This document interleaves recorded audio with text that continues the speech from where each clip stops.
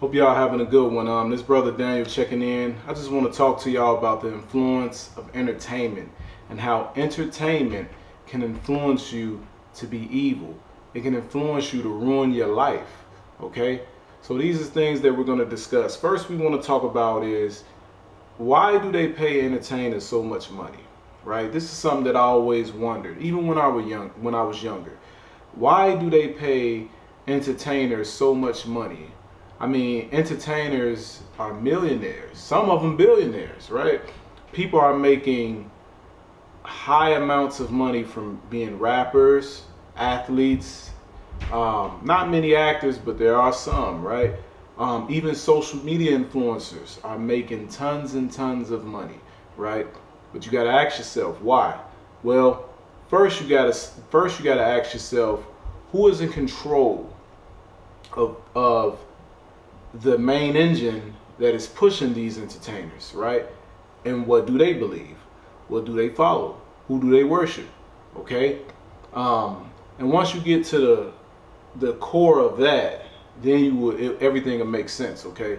So the people that runs the entertainment world, they are part of the world, right? They follow the devil, okay? And that's just the truth. And if they don't follow the devil, their beliefs are not aligned with the Most High, the Creator, the God of the Bible. Okay? So they push out a lot of wickedness, or they push out their own beliefs, which is still evil, or have this you are God, you can do things all on your own type of belief. That's why most of these entertainers push that. Today you see that. You see this increase of the self-help new ageism where, you're God and you could just manifest everything. And the thing about that's so dangerous, that they tell truths, but they tell lies as well, because it is some truth to what you think you can believe. I mean, what you believe and think you will become, and what you speak, what I'm saying, has power, and your actions. It's a lot of truth to that, even in the Holy Bible. But the problem is that they cut out the main source, the Most High, the Creator. So they may follow these spiritual principles and they may receive things from it, but in the end they lose. Okay, then you got to look at the music industry, right? Look at what the music industry pushes. It pushes, mainly I'm talking about rap music, right? It's pushing sexual immorality, adultery, theft, murder, right? Self-will, right? And then the other music genres as well, pop music, R&B, even country music now is doing these types of things. Any music that has words attached to it nowadays is pushing this self-will, do what you want, and you'll be okay type of thing. And it's very dangerous. It's very dangerous. Look how people are behaving on social media today. Look how people are behaving in public, right? And if you don't think that the entertainment plays a role in this, I don't know what else to say. Children are influenced way more than adults, but adults, we can be influenced as well. We can be influenced as well. If we're constantly looking at these things and hearing these things, and it gets in our mind and our subconscious mind, and we begin to believe them and meditate on them, we become it. And this is truth, okay? So I got notes, and I'm going to read some scriptures from the Bible as well. But so who do entertainers work for? Who do entertainers work for? We're going to go to John chapter 10, verse 10, and we're going to see who entertainers work for. Okay? When you look at John chapter 10, verse 10, what does it say? It says, "The thief cometh not but for to steal and kill and to destroy. I am come that they might have life, and that they might have it more abundantly." So it says that the thief, the devil, he comes to steal, kill, and destroy. When you look at a lot of entertainment, that's what they push. Entertainment is not helping people. You ask yourself, how has entertainment helped you in any way? Most of the entertainment that you see today, right? It's really a distraction. It's created to keep you docile and distracted, right? Everyone is becoming like Wall-E today. If you saw the movie Wall-E, right? They put a lot of truth in their entertainment too. But you got to have discernment to be able to look at those things, right?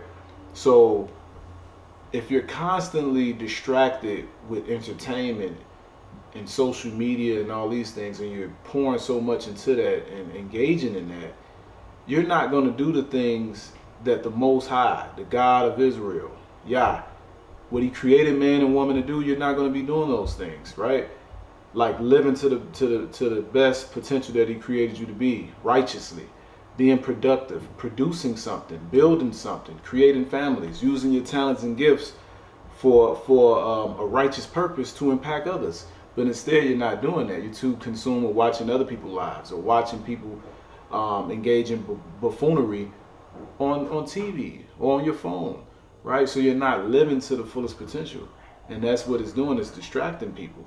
Okay, entertainment is very wicked. I'm going to do several videos because I can't just put it in one video, okay, to go into deep details about this. It gets very spiritual as well, okay?